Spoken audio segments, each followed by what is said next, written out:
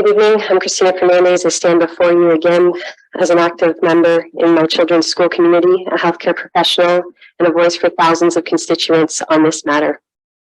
I'm here to discuss the motion to minimize the risk of access to inappropriate and potentially harmful material. We also have questions we hope the board can answer. On February 13th, I had a trustee ask me, what is it that you want the board to do about this matter? And proceeded to state that this is a ministry, it's the ministry that selects the literature for our schools. Surely, everyone's able to make mistakes, but this board has continually stated inaccurate and misleading information as fact with no accountability to rectify the misunderstanding. I want to thank the trustees that with integrity stand to work to resolve the issues. I was cut off then, but I'll correct the trustees' error now. The ministry guidelines set expectations for school boards to establish a process for the selection and supplementary resources. Administrative Procedure 4110 states, boards have sole responsibility for the selection and evaluation of supplementary resources to support elementary and secondary programs. Boards are expected to ensure that an effective process is in place for the selection and approval of such materials for use in the schools. Regardless, I ask you, what if this was a decision that it was meant for the ministry? When parents, staff, and community members are dissatisfied with the ministry guidelines, is it not your duty to ensure that those voices are reaching the Ministry of Education? The WRDSB online library is a valuable resource for students, but we have discovered that some eBooks are inappropriate for certain age groups and individual experiences. Some may even be unnecessary and potentially harmful to all age groups.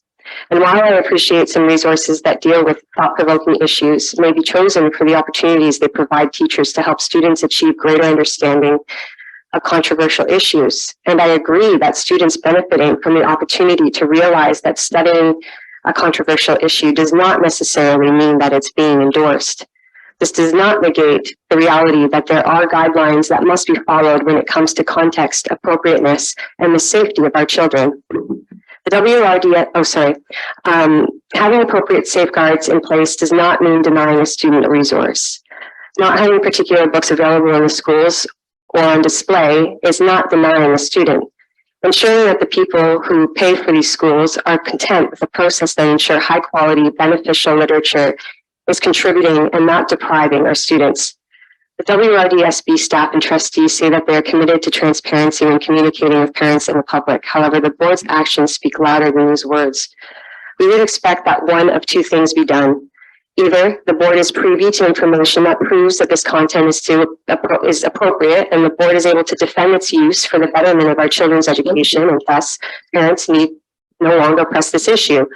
Or the board, like these parents, agree that this material is not in fact appropriate or useful in the education of our students, and thus will work on solutions to ensure the safeguarding of this material. But that's not what's happened. It's been at least 14 months of deflecting, nullifying, and vilifying those who have come forward with concerns. Parents and teachers have been looking to those who have been speaking out to share their concerns, since the WRDSB has proven to be an unsafe space for conscious thought. When parents speak out, the WRDSB go to great lengths to attempt to discredit those with said complaints, and will even violate their own board policies in order to perhaps make the concern go away without addressing the actual concern. Where the question regarding WRDSB's participation in facilitating child abuse is answered by simply denying that the WRDSB is facilitating child abuse. Tell me, is this how you define taking the issue very seriously? Why do you use so much of our children's resources for protecting the ideas of the majority of this board instead of our children and their education? And are you certain that these choices are not in fact aiding in child abuse? We had an adult on this board react in disgust and rage to a relatively conservative of the concerning passages, yet did nothing to safeguard our children from it. On February 13th, I requested in a delegation that the board members read a passage I sent privately from the same book, one that may better reflect the questions and concerns that parents have. With a 0 for 8 response rate, it's no wonder why parents opt to reading passages out loud to you here. I sent a follow-up letter 10 days later and still only received one non-response because my question wasn't even answered. We, the people of the WRDSB, have extended a tremendously generous hand to each and every one of you to help you demonstrate your effort, any effort, to rectify this matter, including the criticality of you taking a look at the criminal code. There are many valuable sources that outline the warnings about showing children highly sexualized or violent content, including graphic images, but also text. The Canadian Centre of Child Protection, a national organization dedicated to protecting children from sexual abuse and exploitation, takes a position that exposing children to sexualized material can have a negative impact on their development and well-being, that it can desensitize children to sexual content, normalize harmful and abusive behaviors, and lead to risky behavior and unhealthy attitudes towards sex. This can also increase the risk of children being victims of sexual abuse or exploitation. The Canadian Pediatric Society has the same position. Kids Help Phone notes negative impacts such as confusion about healthy relationship, negative body image, emotional and psychological distress, increased risk of sexual exploitation. The Canadian Red Cross states exposure to sexual content can increase the risk of children becoming targets of sexual predators. Children who are exposed to sexual content may be more likely to be groomed or coerced into engaging in sexual activity or sharing explicit images. Were you aware that some of the parents who agree with having such sexual content in our schools do so with the impression it would limit or avoid the child's desire or need for porn? Did you know that we have books in our schools that endorse these activities, including sexting, accessing porn, and doing your own online research? The National Society for the Prevention of Cruelty to Children warns that exposure to sexual content can have negative effects on children's emotional and mental well-being, as well as their understanding of healthy relationships and consent. According to ChildNet, exposing children to sexualized material can pose significant risks to their physical and emotional well-being, as well as their safety. The World Health Organization advises, the American Academy of Pediatrics warns, Common Sense Media presses. Why is it that although all of these organizations that work to protect our kids recommend that parents be proactive in monitoring and limiting children's exposure to sexual content, that they recommend using tools such as parental controls and content filters to help prevent accidental exposure to content? Yet, when we are doing just that, when we are doing our job, we're faced with barriers from the school board that we fund. The School Board of Trustees has an important legal and ethical responsibility. Two that come to mind are: one, duty of care. The school board has a legal duty of care towards students, staff, and visitors to ensure that their safety and well-being. This includes providing a safe learning environment, preventing harm, and responding appropriately to incident. Board governance is another one. The school board has a responsibility to ensure good governance practices, including transparency, accountability, ethical conduct. This includes regular reporting to stakeholders, adhering to policies and procedures, and avoiding conflicts of interest. When we evaluate the necessity for sexualized and/or violent content in a student's learning of society, relationships, and independence, I'll leave you with a few critical factors according to these experts and questions to the board that we would indeed like answers to. One of the most important considerations when exposing children to graphic content is age appropriateness. What steps has the WRDSB had in place to ensure the age appropriateness of sexualized content? What are the potential benefits of exposing children to graphic content, and how has that been weighed against the potential harm it can cause? There are often alternative ways to educate children about harms that others have gone through without exposing them to graphic content, to offer a more appropriate and less traumatizing way for students to learn about sensitive topics. We want to know which alternatives the WRDSB has considered and why they are or aren't viable options. It is important to recognize that different children may have different levels of sensitivity or tolerance. It is important to respect individual differences and avoid exposing children to sexualized and traumatic content. What safeguards are in place for this? If graphic content is deemed necessary, it is important to ensure that the information is accurate and relevant. What has been the criteria to deem such content accurate and relevant? We look forward to your responses in a timely manner. Okay. Before we begin, because you mentioned child abuse, I will remind everyone that if you are aware of child abuse, to report it to the police or Child and Youth Services. Thank you. Thanks. That'll be the next step. Trustee Watson, question of clarification. I do have a question of clarification, and I would like to forward this information to staff so that they're able to answer the questions of the delegate. Is there a seconder? Let's deal with the motion first. Is there a seconder for the motion? Trustee Ramsey. So any comments? Questions? Trustee Woodcock. Thank you. Just for clarification, I'm wondering, so the motion is to have staff respond to the questions posed in the delegation. Is that correct? Trustee Watson, you would like, okay, thank you for that clarification.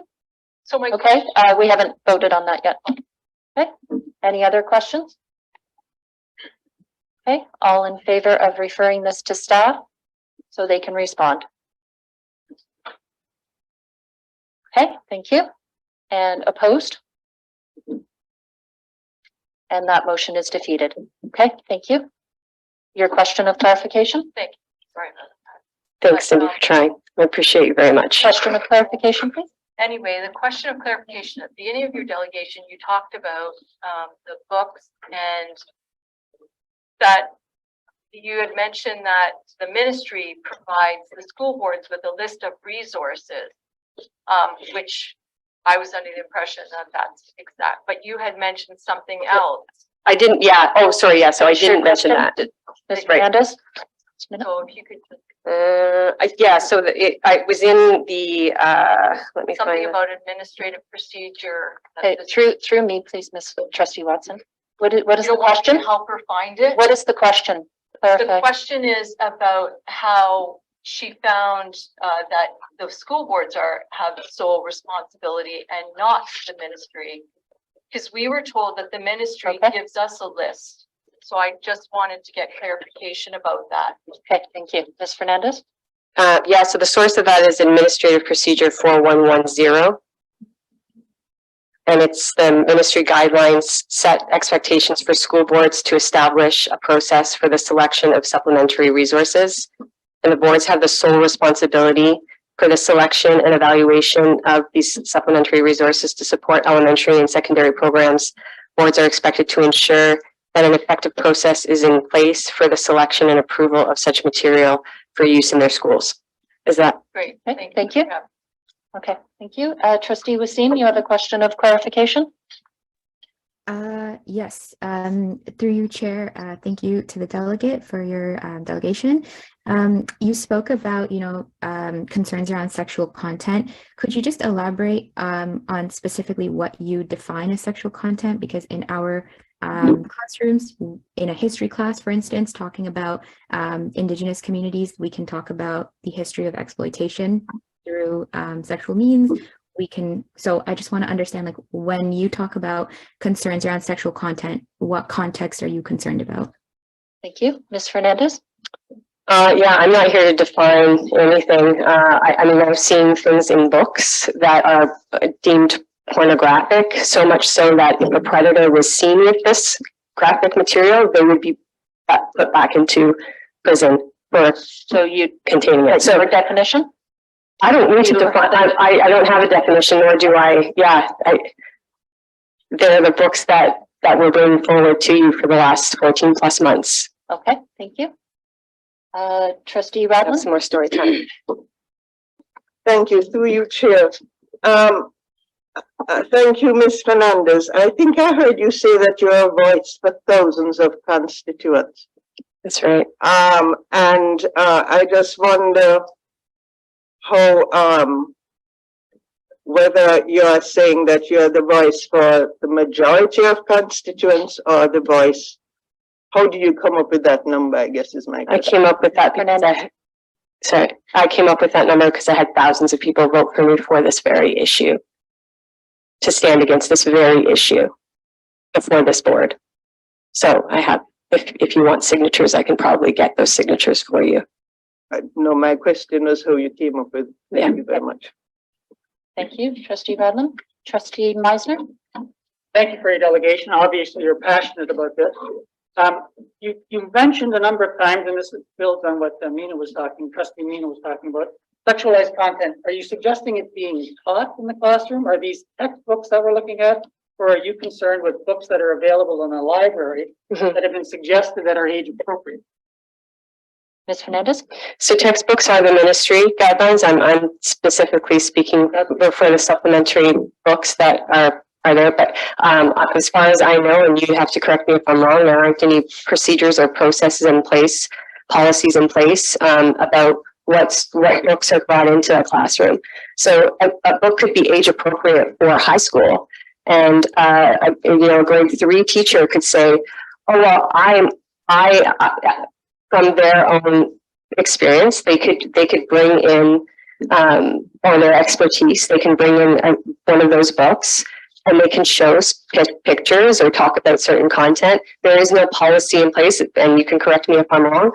That it's up to the teacher's discretion for teaching opportunities. That's as far as I understand. But of course, you can correct me if I'm wrong there." Follow-up, Trustee Meisner? Trustee Woodcock? Oh, sorry, I have Trustee Paratowski next, and then I can come to you. Okay, because this is on the agenda later, it will be discussed later in the meeting. Trustee Paratowski? Okay, thank you. Through you, Madam Chair. Obviously, we're all concerned about preventing child abuse, and I wondered if the delegate has considered that making information available is actually a means of preventing child abuse by informing young people about their rights and that abuse and touching is wrong, for example, that this is a very effective means of preventing abuse. I don't remember that being in this, so I don't think that's a point of clarification. But I think that's a great idea. I don't oppose that. I didn't know that I was here to come up with the strategies for what we do in the school. Okay. I think that's a great idea. I think that's important. That's not what I'm talking about here, though. Okay, thank you. Follow-up or no? Okay. No? Thank you. Okay, Trustee Woodcock? Thank you. Just for through you, Madam Chair, for clarification to the delegation. I think I just heard you say that a grade 10 teacher or a high school teacher brings high school material into a grade 3 class. Is that what I heard you say? No, sorry. A book that is appropriate for high school can be brought into a grade 3 class by the grade 3 teacher, I'm saying. But there isn't any, as far as I know, as I'm stating, I don't know for certain. As far as I understand as a parent, and as the conversations we've had with teachers that have concerns with this have stated that is true. That they can bring. That has happened. I'm sorry, through you, Madam Chair. Trustee Woodcock? Yeah, that has actually happened. Well, we do know that it's been brought into grade 6 classrooms. That's meant for the age appropriateness was high school. So we do have evidence of that. We know that that's happened. Okay, thank you. Thank you. Okay. Thank you, Ms. Fernandez.